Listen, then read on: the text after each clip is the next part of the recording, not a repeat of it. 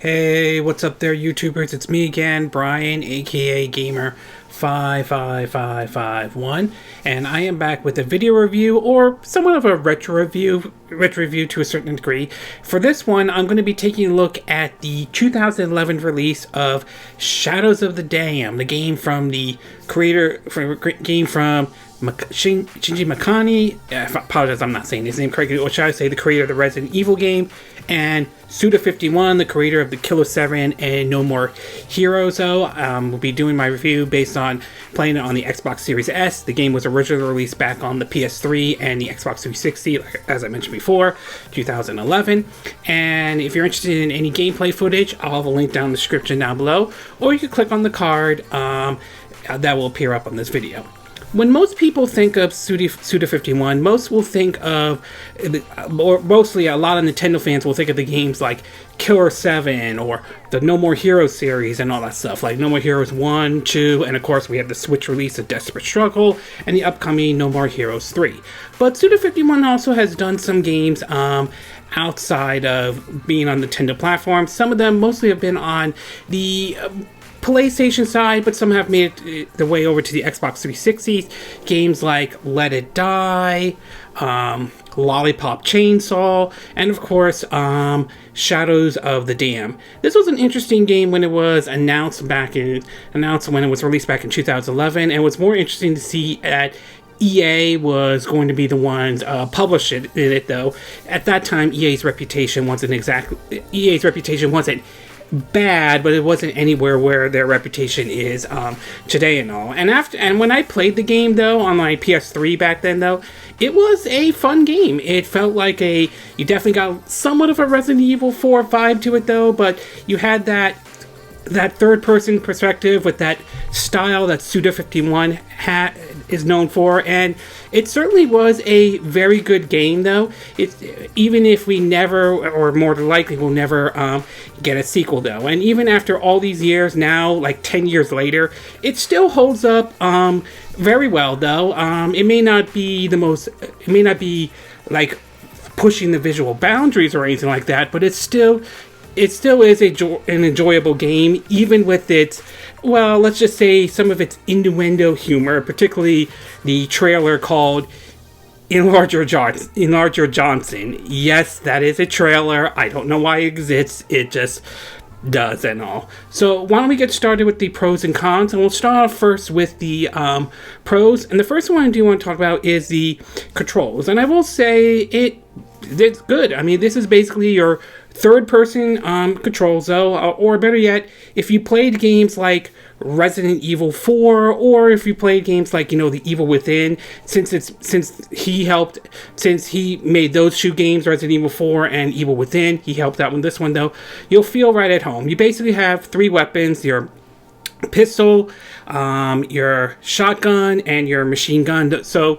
pretty simple right there. And of course you also have your torch, which can also be used as a weapon too, and it follows basically for the most part the tried and true formula if you played third-person shooter before. I won't go as far as saying it's a cover-based third-person shooter. It's not like that. It's more like a straightforward third-person shooter, which it certainly isn't a bad thing. But like I said, if you played Resident Evil 4 or the Evil Within games, though, you'll feel right at home with this one. But I will say, in terms of controls, though, it follows a good third-person shooter control schemes, and that certainly isn't bad or anything like that.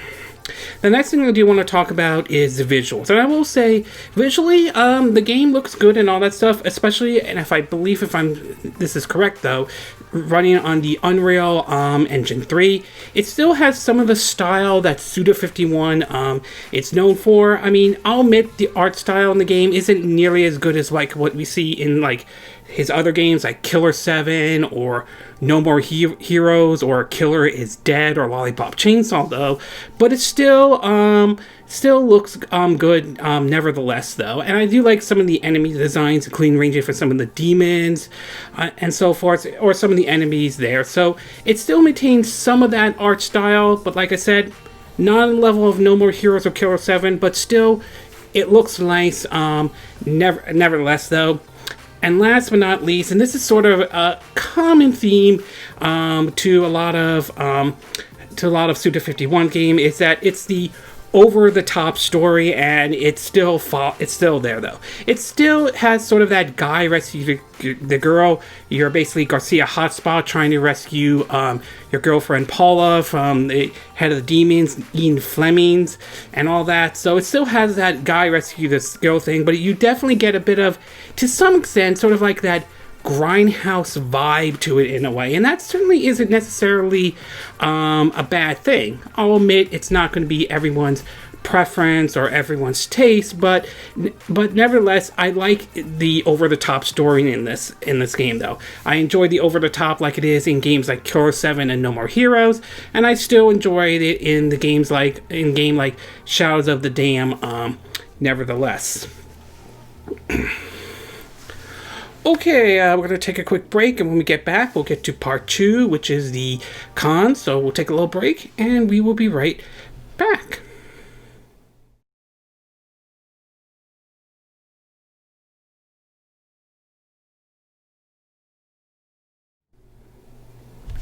Okay, and we are back with part 2 of our video review of Shadows of the Dam. Me playing this on the Xbox Series S though. As I mentioned before, this game was originally released back in 2011, 10 years ago, on the PS3 and the Xbox 360. So now that I gave you the pros, why don't we get started with the cons? And there are 3 cons I could think of, at least based on my time playing with Shadows of the Dam though. The first one I do want to point out is that there are some bugs here and there. The ones I ran into supposedly were like one when you did like when you basically, if you target the enemy's head and you take them out, there's sort of a bit of a kill camera. But for some reason, there were times when I saw that, and for some reason the enemies like froze, or basically the kill camera never happened or anything like that. Did it break the game? Did it break the game or anything like that? Not really though. It seemed to have only happened like maybe a couple, like maybe like 1 or 2 times, but nothing that really broke the game or anything like that, or made the game unplayable or anything like that. But still, there are some like small little hiccups here and there. The next thing I do want to talk about, and this is one criticism I've heard before, and I do have to agree with it, is that there's no Save Plus though. When I played this game back on the PS3 though, the last time I checked though, after you beat the game and all that stuff, there was like no Save Plus. You can't really start like a new game and all that stuff. Now I don't know if that has changed or anything over time, but as far as I'm aware of, there was no Save Plus, and I think that was a little bit disappointing, because this is the kind of game that you would think maybe they would add something like that. Maybe you take your like whatever enhancements you made to your character, you could carry that over to the next difficulty or anything like that. So it's a little bit disappointing to see that there was like no Save Plus in this game and all that. And last but certainly not least, and this one's really going to come down to your preference and your taste, is that it's worth pointing out that this game, there's a lot of innuendo jokes in here. You're going to hear a whole lot of innuendo jokes. And to just give you a good point though, you have your floating skull friend named Johnson. You have the boss named Ian Flemings, who, well, if you take a look at his head, you'll see what it's shaped as. You have basically you have your guns, such as the some of them like the Teether, the Skull Crusher, and the name of the pistol, and you're going to love this one. It's called the Boner. That's right. The pistol in the game is called the Boner, and you can literally upgrade it to do a special item, to a special power up that you can use, that called, and I cannot believe I'm saying this, but it's true. It's called the Sticky Boner. Why this name exists is beyond me, why they put it in there, but let's just say it. Oh, and you also have one of the boss battles where one of the demons, or goat demons, pees into a flame and all that stuff. It's still within the M-rated category and all that, but let's just say the best way to sum it up is that it's almost like it feels like you hear a dick joke every 5 seconds in this game. Again, this is all going to come down to really preference and taste. It's the same way, kind of like how I feel with the humor in the TV show South Park. It will appeal to some people, it may not appeal to some people. It will really boil down to what your preference and taste and all. And if you don't like or are not a big fan of innuendo jokes or anything like that, then you're probably not going to like Shadows of the Dam, because you're going to hear, let's just say, a lot of innuendo comments or innuendo jokes in this game. Nevertheless, though, overall, I would say Shadows of the Dam is still an enjoyable and fun third-person shooter, though, from the folks who worked on the Resident Evil 4 to, the No More Heroes and all that stuff and all. The third-person mechanics are still enjoyable. You definitely get a little bit of that Resident Evil 4 vibe on it. The visuals of the game still looks good and all, even if it's nowhere near the level of what Killer 7 or No More Heroes are. And, of course, the story is what Suda51's mostly famous for, is these over-the-top stories, and this one definitely delivers. Not to mention, you get a bit of that grindhouse vibe to it to a certain degree. Yes, there are some small minor bugs here and there, but like I said, nothing that I countered crashed the game or broke the game. The fact that there was no Save Plus, although this was the last time I played the game, though, is a bit of a disappointment, because this is the kind of game that definitely I would love to see a Save Plus, though. And ultimately, because the game has a lot of innuendo jokes in here, though, it may or may not appeal to you, and that's ultimately is going to come down to what your preference and what your taste is, though. But overall, I still enjoy Shadows of the Dam. It was a fun game when it came out back in 2011, and it's still a fun game, though. It's just a shame that it seems unlikely we'll probably never get a sequel, because we know the creator of Resident Evil 4 and who helped on this game is certainly, now works with Tango Games, which is owned by Bethesda, which is now currently owned by Microsoft. And given EA's direction, since they originally published this game, given their direction of pushing for live services, though, the odds are very slim for a sequel to Shadows of the Dam, of a Shadows of the Dam 2 happening, let alone if we'll ever see a Switch port of Shadows of the Dam.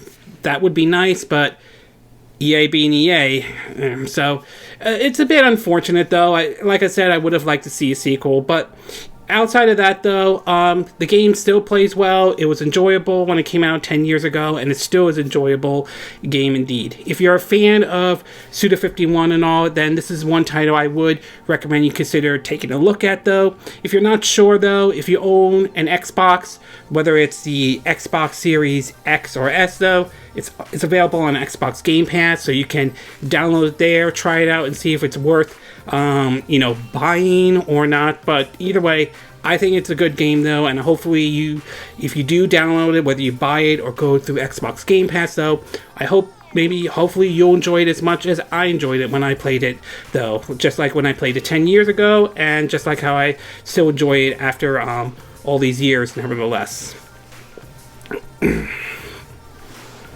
Okay, this concludes my video review of Shadows of the Dam on the Xbox Series S, though, or playing it on the Xbox Series S. And again, these are my opinion. What are yours? What are your thoughts about Shadows of the Dam? Do you remember playing this game when it originally came out back in 2011? Do you think it's still a good game after all these years?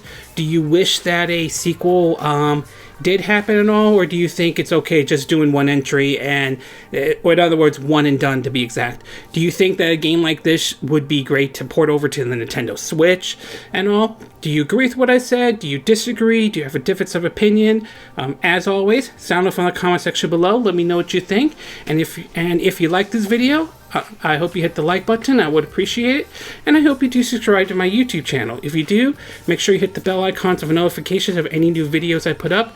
Also, feel free to share this video if you want to, and feel free to donate to my channel if you like. You could do it through PayPal me or Patreon. Links will be in the description of this video. And I will see you again next time when I do another video. Hopefully that'll be soon. Until then, from Southern California, wish you all a good day then. Bye!